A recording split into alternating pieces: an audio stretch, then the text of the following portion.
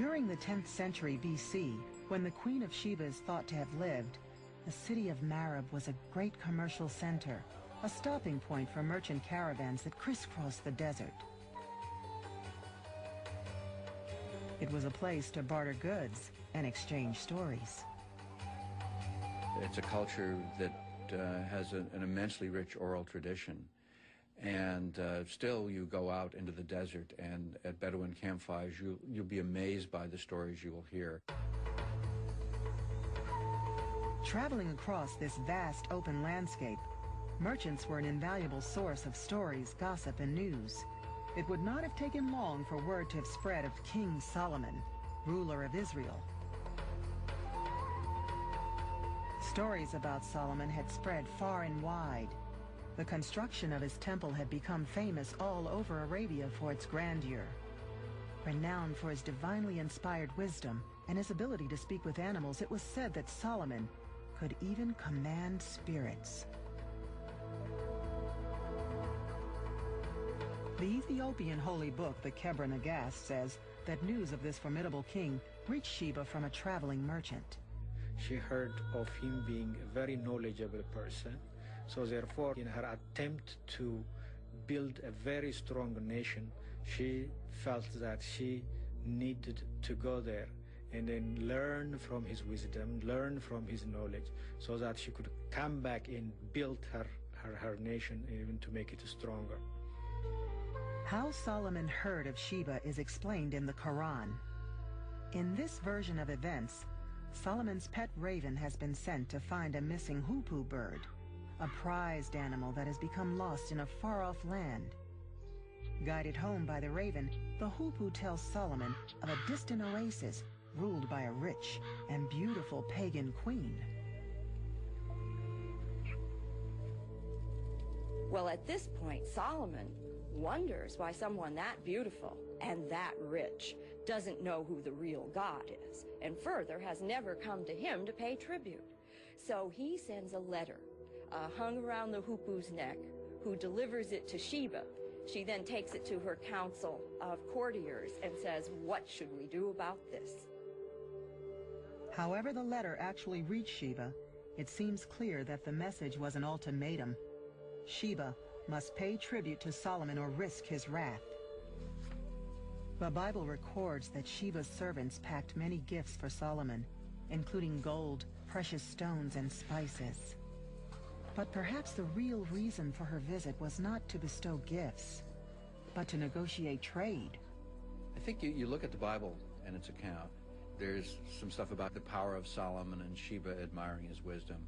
But if you just scratch that surface just a little bit, you see the record of a trade agreement and the vast amount of goods that she brings Solomon. And in first listing them, the account does not say their presents. It just says she brings them.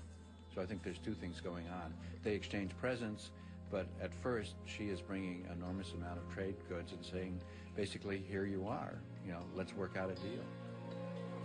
One of the goods the ancient Sabaean kingdom possessed in abundance was frankincense, a fragrance the Israelites used in their religious ceremonies. Frankincense can still be bought in Yemeni markets today.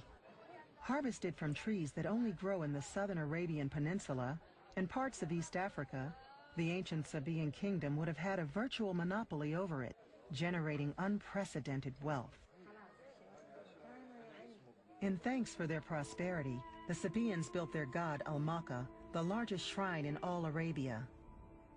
It was the center of their universe, because without Al-Makka's blessing of rain, their whole fragile world would collapse. As the excavation progresses, a Bedouin worker makes a dramatic discovery. Approximately 6 minutes ago, the workman was cleaning up in here, and he came upon, as you can see down here, a very large frieze with ibex heads.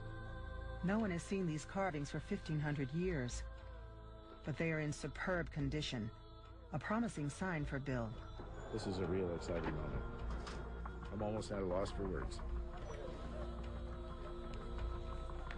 Wow. The ibex is one of the two zoomorphic representations of the deity Al-Makka, He's generally represented here by the bull in the inscriptions and by figurines, but here we have him represented also by the ibex. The importance of the inscription is tremendous also because it mentions the king's name. Wendell Phillips' expedition in the early 1950s never got past the entrance hall.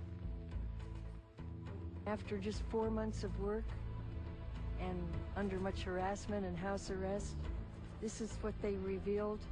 We don't know what's in the Awam enclosure, the Great Circle, the Ovide, the Holy of Holies. We are mandated to get this sand out of there as fast as possible with the best and the latest scientific methods in a well-mannered, routine scientific way. With only weeks to conduct their excavations, Maryland's team have harnessed the latest technology to peer directly beneath millions of tons of sand.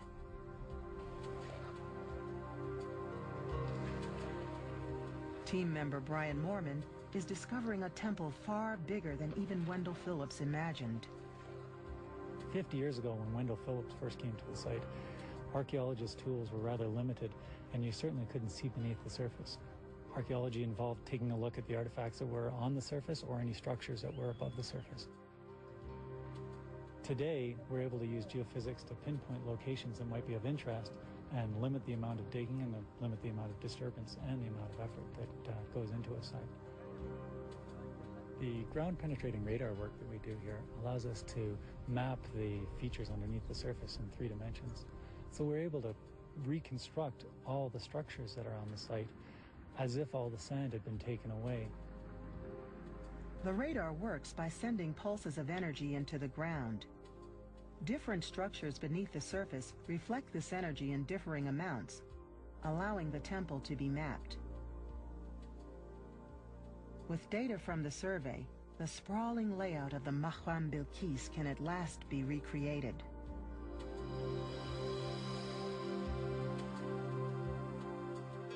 It reveals a half a dozen man-made structures that still lie untouched beneath the surface. But what purpose these structures serve and what they contain can only be confirmed by old-fashioned digging. You know, who knows what we're going to find? You know, we didn't expect to find over here in this trench yesterday this ibex frieze. Who knows what's there?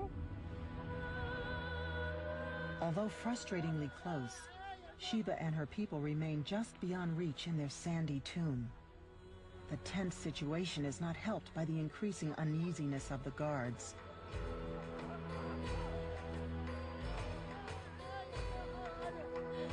The team is running out of time.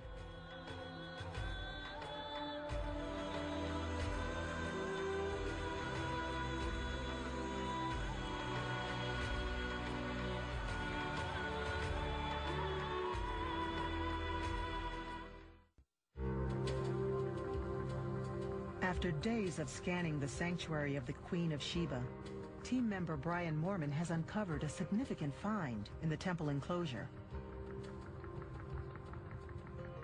When we were doing our ground-penetrating radar surveys here, we found a very small but very distinctive reflection coming from this location, some kind of underground void.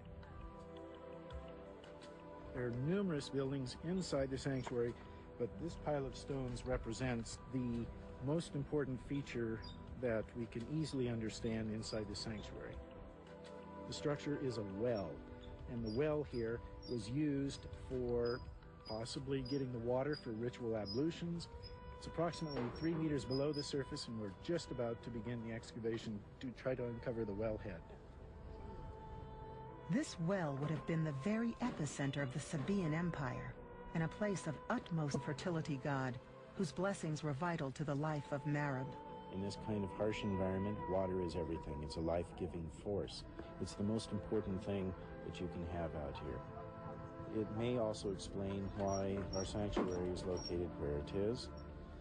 It's not in the city where most of the people would have easy access to worship at the temple. Rather, it's right in the middle of an ancient field system. I think that stresses the importance of the deity Al-Makka.